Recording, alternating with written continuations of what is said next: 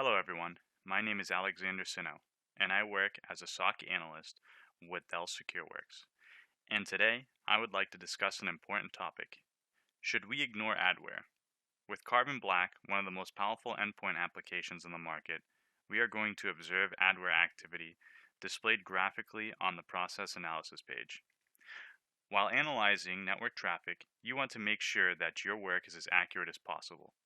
Otherwise, you could either waste an organization's time or a threat could go under the radar. During a recent investigation, I initially believed that the phone home traffic that I was looking at for an organization was associated with ransomware. However, after investigating the domain and other sources, the roads were pointing towards something else, such as adware.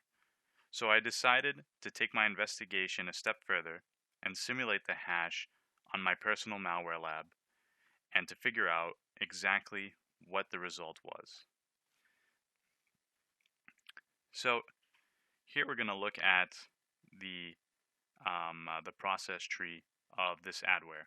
So I renamed the adware to be postsec ad. I named it basically after the domain that it was posting towards, making post requests to, and ad for obviously because I believe that it was adware. So the first thing we can do here is we go to the MD5, click on that. Now we can review what other vendors are saying about this on VirusTotal. So let's check that out. So as we're looking through, we do see a lot of PUP, a lot of adware, PUA, and then we have riskware. And then if we go and we take a look around at the other ones, here we got Trojan. I believe we saw Trojan downloader somewhere. Let's see. Oh, Trojan dropper right here. So we have a lot of mixed results. So I can't go based off of one of these. For me to make the best possible analysis, what I'll have to do is see for myself.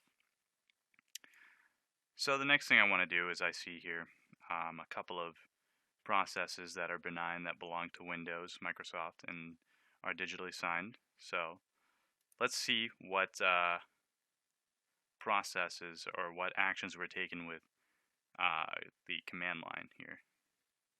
So first of all, we have some tasks scheduled here. So we have schedule task run PPI update, right? So we don't know what PPI update is. So let's go take a look at it right here.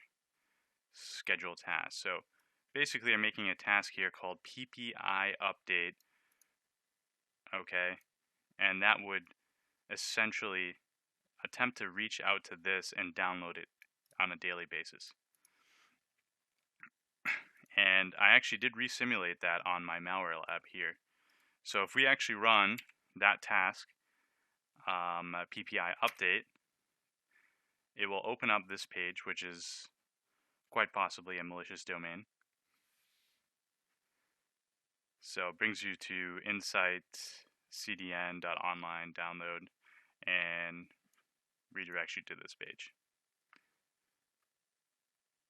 So we're going to see some type of shady software here that they probably want you to download. And that's not really what we're here to look at, but this is just one of the different things that we should investigate when looking into adware. So another interesting thing is, we saw that this was associated with adware, this particular hash, but from the command line, one of the child processes looks like it appears to be a hash, which I did notice running on Process Hacker, so I went to check that out. And let's see what the result is. Let's see what the vendors are saying about this on VirusTotal.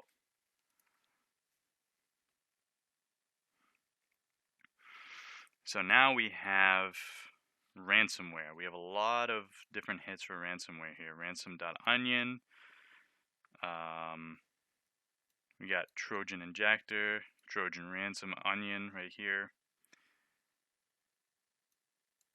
And a lot of different people like to treat these vendors unequally, such as the big ones, Kaspersky or Malwarebytes, um, put more um, they'll put more of their confidence with those type of vendors and instead of the smaller type of vendors. So now that we've went down the process tree to something that looked like Adware initially, we found out that it actually drops ransomware. So in this case, we should ask ourselves, do we want to ignore something that is adware when we receive an alert in an organization?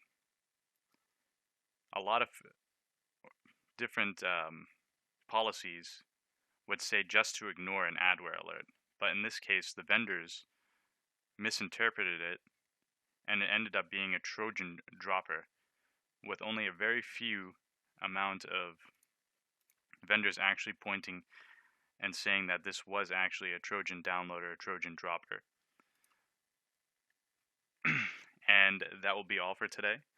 If you guys have any suggestions or any advice or something else that you want to see, anything in particular that you would want me to simulate on the malware lab and walk through it and just show you some different techniques with carbon black or network analysis, just let me know what exactly you guys would like to see. Thank you. Bye-bye.